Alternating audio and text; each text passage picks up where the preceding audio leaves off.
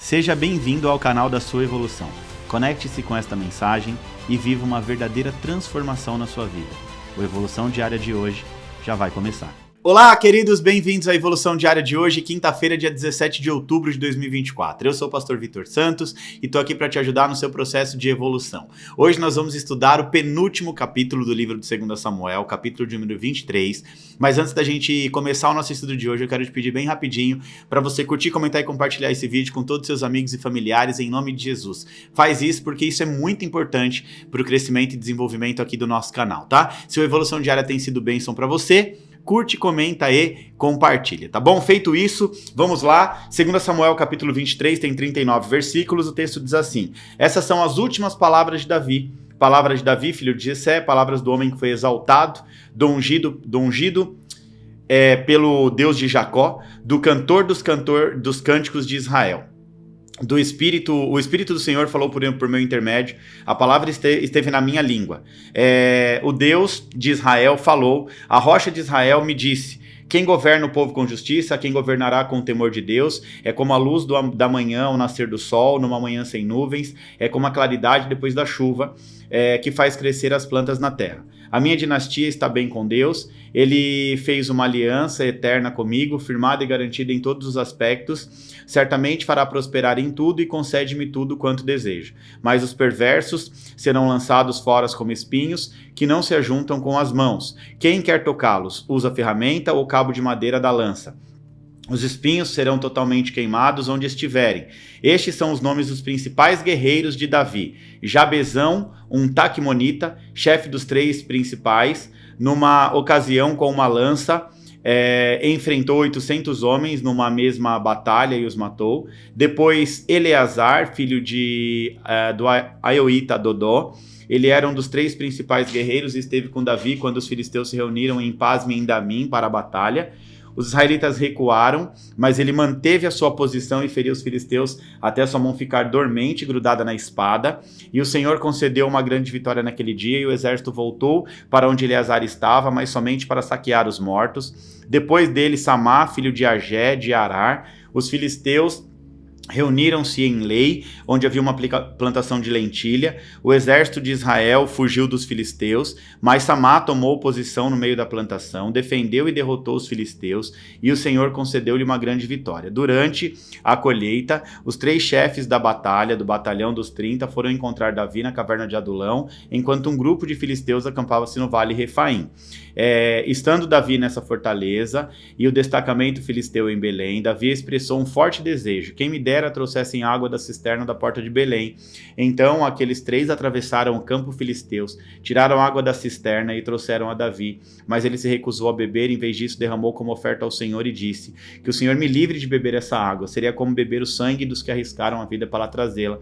E Davi não bebeu daquela água. Foram esses os feitos dos 3 principais guerreiros. Abissai, irmão de Joabe, filho de Zeruia, era chefe do batalhão dos 30, certa ocasião com sua lança matou 300 homens, tornando-se tão famoso quanto os 3, foi mais honrado que o batalhão dos 30 e tornou-se chefe deles, mas nunca igualou-se aos 3 principais guerreiros. Benaia, filho de Joiada, era um corajoso soldado de Cabzeel, que realizava grandes feitos, matou 2 dos melhores guerreiros de Moabe, e um dia de neve desceu num buraco e matou um leão. Também matou um egípcio de grande estatura. O egípcio tinha na mão uma lança, e Benaia enfrentou com um cajado, arrastou a lança da mão do egípcio, com ela o matou. Esses foram os grandes feitos de Benaia, filho de Joiada, que também foi tão famoso quanto os 3 principais guerreiros de Davi. Foi mais honrado do que qualquer dos 30, mas nunca igualou-se aos 3, e Davi lhe deu o comando da sua guarda pessoal.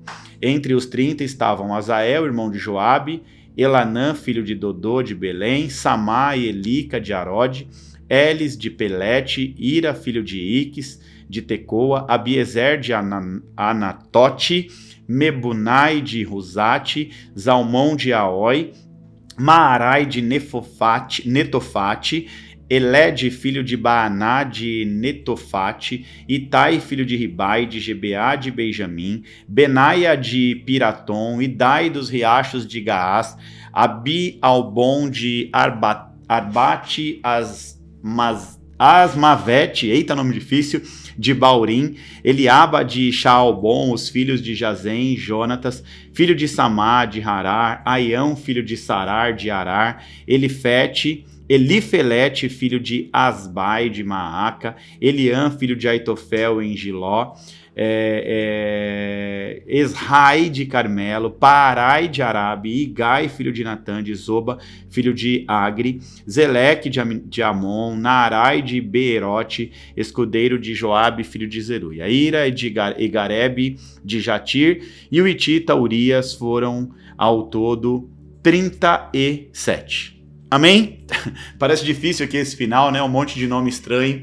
Mas vamos lá, gente. Deixa eu te explicar aqui o fundamento e trazer o entendimento aqui desse capítulo. 2 Samuel 23, na verdade, apresenta aqui o último discurso, né, de Davi, os últimos discursos de Davi, uma lista do nome dos seus valentes. Tudo isso que eu citei de nome foi uma lista de valente, destacando as realizações heróicas que consolidaram o reinado de Davi e também esses homens valentes, né? Lembra da história dos valentes de Davi? Lá atrás nós estudamos homens endividados, homens que chegaram-se a Davi com pedra e pau na mão e no final aqueles têm o seu nome escrito na Bíblia, né? Se destacaram um grupo de 30 e desses 30 teve 3 que se destacou mais do que tudo. Então aqui no final da jornada de Davi, no final da vida de Davi, o texto diz que ele expressa uma vontade, né? E numa conversa com seus soldados, conhecido como os valentes, ele disse que gostaria de tomar água do poço de Belém. Davi talvez tinha sentido saudade da sua terra natal e desejou beber água do poço de Belém, né? Muito provavelmente, aqui, o rei já velho estava lembrando, ainda quando ele era um simples pastorzinho de ovelha, que alimentava o rebanho de seu pai. Ele expressa aqui o simples desejo, né? Parecia simples, beber um copo de água de Belém, um simples desejo tomado por muito perigo, né? Porque, na verdade, aquela região estava dominada pelos filisteus nessa época, e surpreendentemente, 3 guerreiros valentes decidem atender o pedido de Davi, sem falar nada. O intuito era fazer uma surpresa por rei. Eles atravessam o acampamento dos filisteus, tiram água do poço e levam para o rei. Só que o Davi recebe isso, né? Esse gesto de respeito e reconhecimento, ele entende que não deve beber daquela água, e em vez disso ele tem que oferecer aquele sacrifício daqueles homens a Deus. Ele derrama aquela água como uma expressão simbólica de gratidão ao Senhor. Essa atitude de Davi destaca não apenas a sua liderança, muito respeitada entre os seus guerreiros, mas também a sua sensibilidade à importância dos sacrifícios e da lealdade dos homens ao seu comando. 3 homens leais que decidem arriscar as suas próprias vidas para satisfazer o último desejo do rei. Quem são esses 3 homens, gente? Josebe e Basebete, o primeiro deles, Eleazar e Samá. Ou seja, a gente vê aqui 3 homens entregando a sua própria vida pelo rei, 3 homens leais, que se destacam mais do que todos os outros, né, do exército de Davi, e que vão ali fazer o desejo do rei, atender o pedido do rei. É sobre esses 3 homens que nós vamos nos atentar um pouquinho mais hoje aqui na Evolução Diária. Josebe e Basebete, o nome significa aquele que habita em segurança. Aqui em 2 Samuel 23:8 diz: Josebe e Basebete era o líder do grupo Os 3. Com sua lança ele lutou contra 800 homens e matou a todos numa única batalha. O que isso tem a nos ensinar? Que não existem batalhas perdidas antes de lutar. É isso que ele nos ensina aqui. Um homem que com uma lança na mão luta contra 800 homens e mata e vence aquela batalha. Uma única batalha. Uma batalha contra 800 homens, humanamente dizendo, é impossível, já seria uma batalha perdida. Mas, além de lutar e vencer, esse homem nos ensina uma grande lição. Não deixe de lutar mesmo quando aparentemente já está perdido. Olha só, esse homem, mesmo tendo consciência de que ele não podia contra 800 homens, de que talvez ele não conseguiria, ele não deixa de lutar. E o mais interessante é que ele não luta apenas com a força da sua habilidade, ele luta com a esperança de um milagre. Esse homem nos ensina que não existe batalha perdida antes de lutar. Tem que lutar com fé, mesmo que aparentemente já esteja perdido. Enquanto houver 1% de chance, tenha 100% de fé. E isso serve para tudo na nossa vida. Para o nosso casamento, para o nosso relacionamento com os filhos, para a nossa vida profissional, para a nossa vida financeira, para tudo. Enquanto tiver 1% de chance, você precisa estar cheio de fé, né, entendendo que a vitória vem do Senhor, né? E você precisa ter a consciência de que mesmo talvez no seu íntimo você não consiga, é uma luta, uma batalha praticamente perdida, mas esse homem nos ensina que não existe batalha perdida sem lutar, antes de lutar. Só perde batalha quem não luta. Ele foi para a batalha com a ajuda de Deus, ele vence uma batalha praticamente impossível. Esse foi um dos 3 principais valentes de Davi. O outro, Eleazar. Eleazar significa aquele que Deus cuida. Eleazar era um homem notável pela sua habilidade com espada, um guerreiro extremamente destemido. A Bíblia diz que Eleazar lutou contra os seus inimigos numa luta que durou horas. Eram muitos inimigos do exército.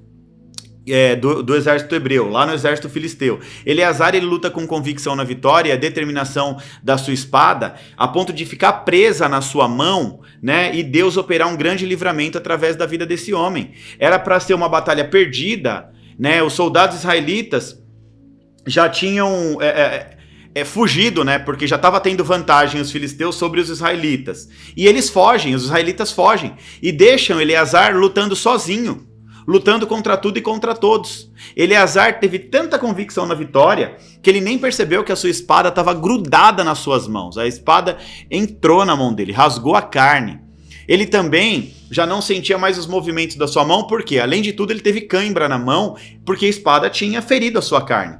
Eleazar não larga a espada por nada. Mesmo já não sentindo mais a mão de tanta dor, ele se apega ainda mais à espada com mais força, né? A ponto de rasgar a sua carne.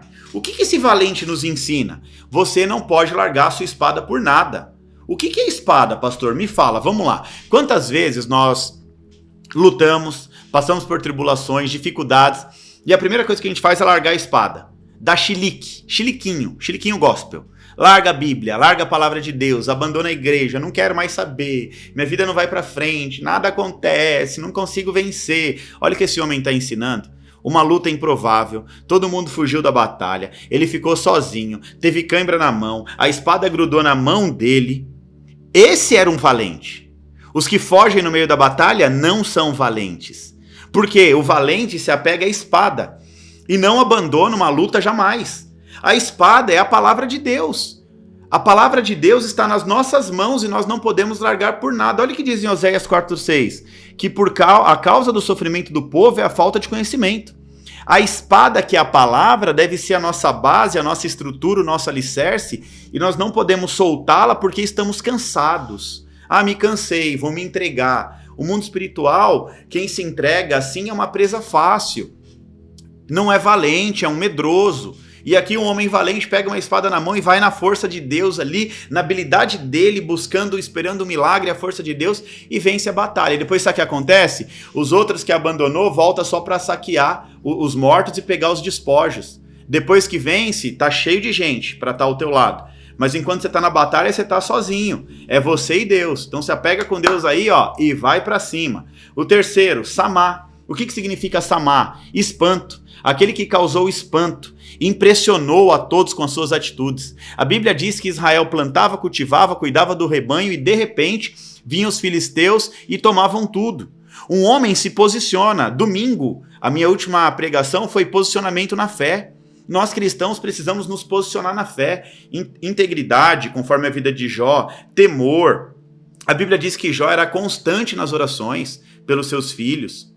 Aí eu citei também o exemplo na ministração de domingo de Isaac, um homem obediente, posicionado na obediência. Então aqui, ó, o povo plantava, cultivava, cuidava, na hora de colher os filisteus vinham me dar, roubava, saqueava. Esse homem se posiciona e contra esse domínio todo ele se posiciona para proteger, sabe o que, gente? Um campo de lentilha. Lentilha era algo muito barato naquela época. Mas Samá, um dos valentes de Davi, se coloca no meio do terreno e defende com toda a sua força. O que Samá tem para nos ensinar? Que desistir não é uma opção para mim e para você. Tem muita gente desistindo facilmente, fugindo da batalha. Entenda uma coisa, desistir não vai te colocar entre os valentes. Desistir não vai te colocar entre os valentes. Muito pelo contrário, uma pessoa que anda desistindo de tudo é colocada no meio das pessoas medíocres, das pessoas inconstantes, das pessoas que não conseguem romper na vida e vive essa vida de impossibilidades a vida inteira. Esse homem, Olha só, gente, que interessante. Lentilha não tinha valor comercial, era algo muito barato. Era barato, mas ele se posicionou. Você precisa entender que o que te torna uma autoridade são as batalhas vencidas. Por isso que você tem que enfrentar e vencer as batalhas. Se posicionar aqui foi uma atitude de Samar. Deus estava esperando alguém se posicionar para que Deus pudesse conceder a vitória. O povo de Deus estava sendo afligido pelo povo inimigo. Plantava, cultivava, cuidava. Na hora de colher, o inimigo vinha roubar. Isso está acontecendo na vida de muita gente. Não no físico, mas no espiritual. Trabalha, trabalha, trabalha, não se posiciona. Por quê? Porque é inconstante na vida espiritual. Não tem um posicionamento na fé. Qualquer coisa larga a espada, larga a palavra de Deus para murmurar, para reclamar. Aí na hora da colheita, na hora que está chegando perto da colheita, o inimigo vem e toma. Sabe por quê? Porque a atitude dos medrosos fortalece o inimigo. O povo era medroso, o povo não enfrentava o inimigo. A atitude dos medrosos na hora de uma batalha é correr, é fugir, é deixar a sua casa, os seus bens, deixar o inimigo fazer o que quer.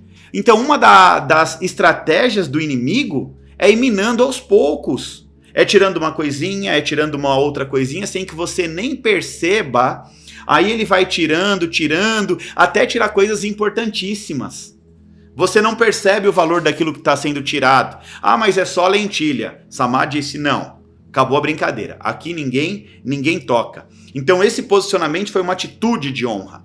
E Deus estava só esperando alguém se posicionar para Deus poder conceder a vitória. Porque um homem lutando contra um exército sozinho, humanamente dizendo, é impossível. Mas esse homem se posiciona. E o que acontece quando você se posiciona? Deus te dá vitória. Quando você se posiciona, você acessa. A exemplo de Jó, que eu citei na ministração de domingo, para quem assistiu. Se você não assistiu, assista, Posicionados na Fé. Tem tanto aqui no meu canal no YouTube, quanto no canal da igreja do Evo TV, Evolução, Evo TV. Uma pessoa posicionada na fé, como foi Jó, acessou a riqueza do Senhor. Uma pessoa posicionada na fé, como foi Isaac, acessou a riqueza do Senhor, a prosperidade de Deus. Então esse homem nos ensina que desistir não é uma opção. Você precisa se posicionar e lutar por aquilo que Deus já te deu. Dê valor às pequenas coisas, para Deus te entregar coisas grandes. Ah, mas é só lentilha. Não, eu vou me posicionar pelo meu campo de lentilha. Ministério, por exemplo, tem muita gente que Deus entrega um pequeno ministério na mão e aí a pessoa dá valor, daqui a pouco ela está com um grande ministério. Já tem gente que não dá muito valor aos pequenos, que é só o extraordinário e por isso nunca chega no extraordinário. Vamos concluir essa palavra, gente. Esses 3 valentes aqui, a gente pode aprender algumas coisas importantíssimas. Primeiro, que nós não devemos deixar de lutar, mesmo que aparentemente a batalha já esteja perdida. Tá? Isso aqui é um segredo espiritual, é um código espiritual para a sua vida. Muitas batalhas você já vai entrar achando que está perdida, mas luta, porque mesmo que aparentemente esteja perdida, Deus pode fazer um grande milagre na sua vida. Só vence batalha lutando. Não existe, entenda isso, não existe batalha perdida antes de lutar. Não existe batalha perdida antes de lutar. Tá bom? A segunda lição, não devemos fugir das batalhas. Agarra a sua espada, que é a palavra de Deus, e não larga ela por nada, em nome de Jesus. E a terceira e última lição é que nós precisamos nos posicionar. E nunca desistir daquilo que nos pertence, independente do seu valor. Desistir não é uma opção. Amém? Glória a Deus. E assim nós finalizamos mais um capítulo, o penúltimo capítulo do livro de 2 Samuel. Agora vamos agitar as redes sociais em nome de Jesus. Curte, comenta e compartilha, tira um print da tela, posta na sua rede social, me marca para eu repostar tudo. Amanhã tem mais, o último capítulo do livro de 2 Samuel, e depois nós vamos fazer um breve estudo sobre Halloween. Um breve não, vamos fazer um estudo completo sobre o Halloween. Pode ser que dure um ou 2 episódios, e na sequência a gente vai começar um novo livro da Bíblia, tá? Então a gente termina amanhã o livro de 2 Samuel, sexta-feira. Segunda-feira a gente vem com tudo, segunda e terça ou segunda, né? Vamos ver o que vai... Eu vou gravar para não ficar um vídeo muito grande, tá? Então eu quero gravar em torno de 15 a 20 minutos no máximo. Se passar disso eu fraciono, divido em 2. A gente vai fazer um estudo bem completo sobre o Halloween, tá bom? Que Deus te abençoe em nome de Jesus. Te espero amanhã aqui no Evolução Diária. Deus te abençoe!